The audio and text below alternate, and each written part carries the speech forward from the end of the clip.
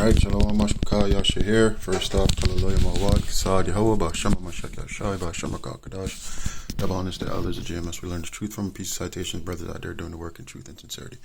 Alright, check this out. This is wild right here. I've been talking about this like constantly, and I don't know if anybody else can see it, but this is the new play, right? All the gang violence that Esau has influenced, particularly the tiny hats and their agenda in music and entertainment and whatnot. All that violence that they fermented within Jake's communities, black and brown, right? Northern Kingdom and Southern Kingdom. They now want to capitalize on that because this has been the play the whole time, right? First, they get fathers out of the house with welfare. Okay, they deceive Eve into feminism. She don't need no man, but it's okay to have children because she can do it all. Okay, and then once the men are out of the house, they inundate them with self-destructive and degenerative entertainment that they look up to. They create these icons that Jake looks up to, Jake kids look up to. And then, they get into the violence, creating a whole entire subculture of violence. It's only a small group of Jakes that's committing a whole bunch of crime, right? But, of course, Esau going to try and make it seem like it's all of us. But they're creating all this crime, okay? All of this violence, all of this recklessness, Chicago, California, Texas, Miami, New York, etc., right? Atlanta, New Jersey. Right, so now they can't just roll out the military.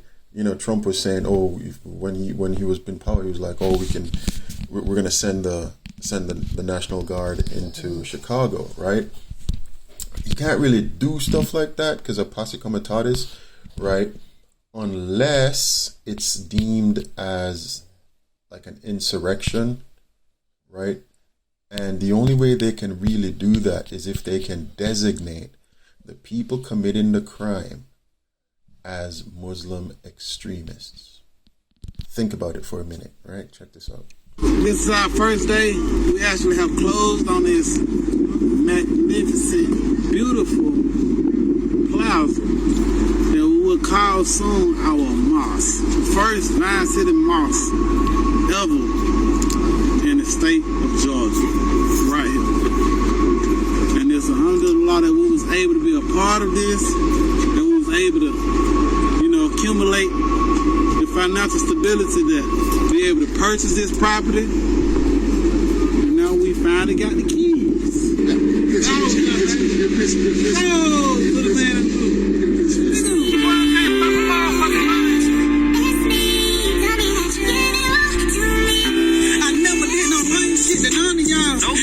Rollo kept it real with every one of y'all. Big supporter, big stepper, big Rollo bitch. Goddamn clowns. So first, Christianity to keep you, make you, or to pacify you, right? Keep you basically impotent. And the ones that rejected it, they now have this rubbish, right? And then, of course, when the violence resumes, because they did this also with O Block, right? This was also done with O Block. Where is it?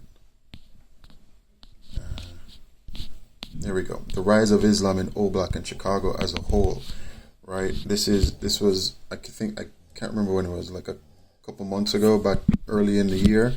Oh, it says here January, right? This was O Block was like one of the most violent parts of Chicago, and now they're saying, the violence is much better because they all turned to Islam. Rubbish. What's going on is just like with this Rollo guy. The small hats have their little people in giving them money to basically say, hey, we're this, we're that, okay, and they give them money to open up mosques. In O Block, they're more than likely giving them money to be peaceful for a time, okay? And that's all they want. They just want it to be for a time. And then the violence is going to resume, right? And it's going to be this mosque against or this mosque against some guys in the church or whatnot. They're gonna ferment some new. They're gonna, not even ferment it. They're just gonna, once the violence resumes, once the money runs out and the violence resumes, they're gonna basically push that this resumption of violence is religious in nature. And then they can start using all that stuff that they're using over there in Afghanistan, in Palestine, all of that sort of torture and terror. They can start using it on Jakes over here, and then every friggin' Jake is gonna be classified or thought of as an extremist. We over here talking about we Jakes over here, and we're peaceful. They don't give a shit. The whole purpose is to find a way to demonize every Jake, just like they did with the war on drugs.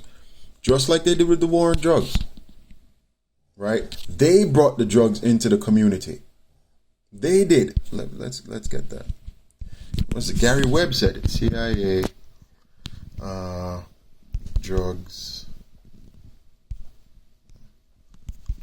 in black community.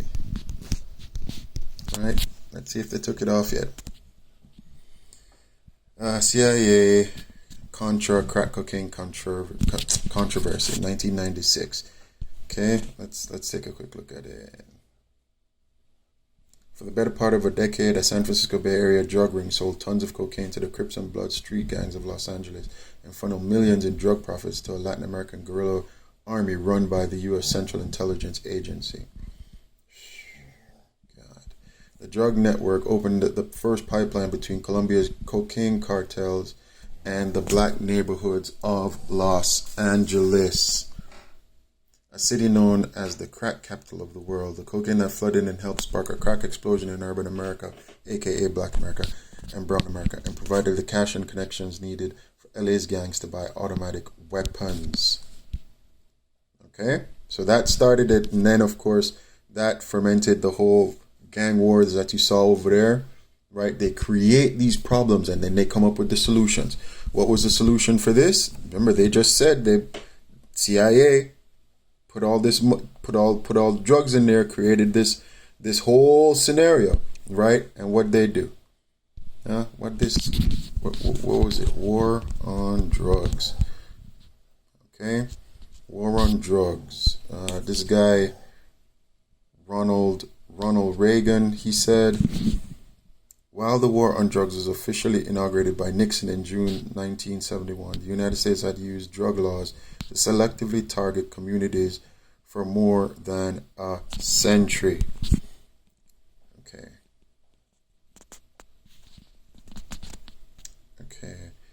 I'm looking for the one that's talking about, where it talks about, what's his name? Ronald Reagan, because I'm looking for the not Ronald Reagan, George Bush, the Bush one, where he was like, oh, this little guy wrote me a letter saying, please help me, there's a crackhead in my, stopping me from going to school, and he was like, yeah, we're gonna renew this whole war on drugs thing.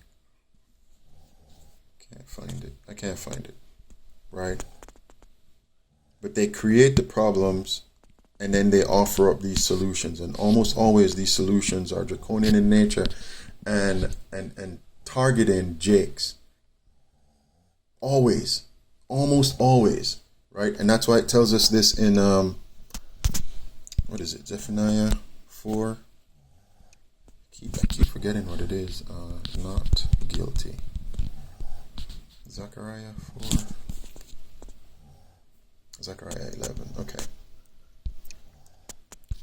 It goes to say, thus saith the Lord my God, feed the flock of the slaughter. Who's this flock of the slaughter? Israel. Right? Whose possessors slay them and hold themselves not guilty. And they that sell them say, blessed be the Lord, for I am rich. And their own shepherds pity them not. Our own people that they themselves, that Esau himself pulls up there as our leaders, right? Oh, let me get that. Leaders are these people causing to err. these same leaders are the ones leading us straight to destruction. Because Rollo could have easily opened a clinic, a career center, any number of things he could have opened, okay? But he's going to open up a damn mosque. For the leaders of this people cause them to err, and they that are led of them are destroyed. Because ultimately that's where it's going to go. Destruction. Stay vigilant, man, because it's ramping up. It's getting hot in here. All right? Shalom.